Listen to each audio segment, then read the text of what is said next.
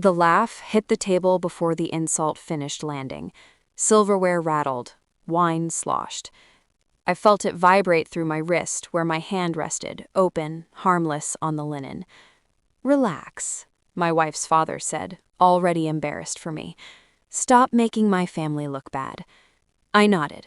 Understood. Across from me, my wife's brother's new girlfriend smiled like she'd earned something. She had. Applause. She tilted her head, studied my jacket like it was thrifted, then my shoes. She called me quiet. She called me lucky. She asked what I did again. Slow, like repetition might fix me. I let the room keep laughing. It's easier when they think you're small. Once I wasn't. Once this table belonged to me in a different way. I paid for half the remodel. I set up the trust that stabilized the family foundation when the market hiccuped. I was the guy who said yes when everyone else said later. My wife knew that version. Her brother did too, back when he asked for help and didn't mock the hand that wrote the checks. People forget when comfort replaces gratitude. I didn't. I remembered dates, numbers, clauses. The first time I noticed the shift was subtle. The way my wife's father stopped making eye contact when finances came up. The way my brother-in-law introduced me without my last name, like trimming it would shrink me. The girlfriend, new, loud, aspirational, treated the family like a stage. She performed confidence without substance, charm without caution. She mentioned her job between bites. Bragging, really. Compliance, internal audits. "I keep messy companies honest," she said, tapping the table for emphasis. She smirked at me. You'd be surprised how many men don't understand governance. That was the moment the plan clicked into place, even though I'd started it months earlier. I discovered the betrayal in an email thread forwarded by mistake. A banker CC'd me on a conversation I wasn't meant to see. It wasn't dramatic. It was worse. Polite language, strategic omission. A proposal to dilute voting power, mine, under the assumption I'd never notice. Family-friendly theft wrapped in corporate etiquette. Pain came first. Then quiet. I didn't confront. I prepared.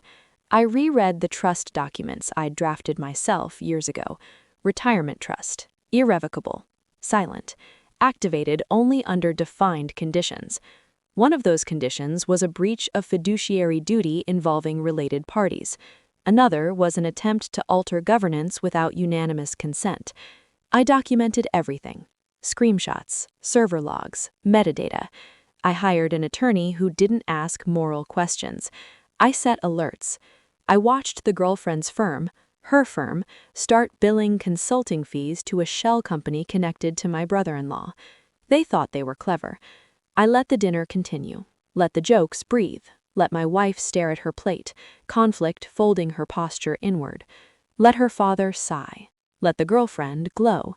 Then I pulled out my phone. Not dramatically, calmly, like checking the time. I asked her to repeat the name of her firm.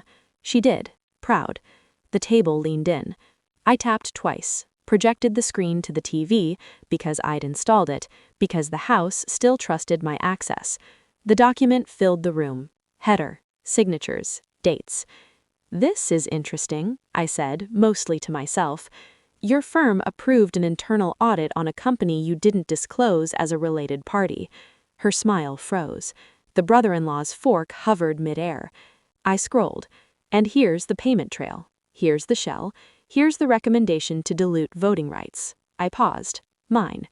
My wife's father stood, sat back down. The room shrank. "You can't," the girlfriend started. "I can," I said, and I did. I opened another file. Activation notice. Timestamped. "You see, when the CEO told me last week, 'You're outdated, we're done here,' I replied, 'Understood.' That was the moment the retirement trust activated its voting rights. Silence isn't empty when it's full of understanding. By Monday morning, I continued, the board convened an emergency meeting. The agenda was simple. One question. I looked at my brother-in-law, who just fired the person who owns 76% of the shares. The girlfriend's face drained. Compliance officers don't fear guilt. They fear exposure. My wife finally looked up, not at them, at me. I didn't need forgiveness. I needed her to see me clearly. The fallout was efficient. The firm placed her on leave pending investigation. The shell dissolved. The CEO's resignation letter read like a confession without the courage. My brother-in-law stopped calling. My wife's father apologized without using the word. I didn't celebrate. I don't confuse justice with joy. Later, alone, I thought about the laugh at the table, how easily it came, how quickly it died. Power doesn't announce itself. It waits. I never raised my voice. I never insulted them back. I let them mock me until they handed me the blade, and when I pulled it free, I made sure it was clean.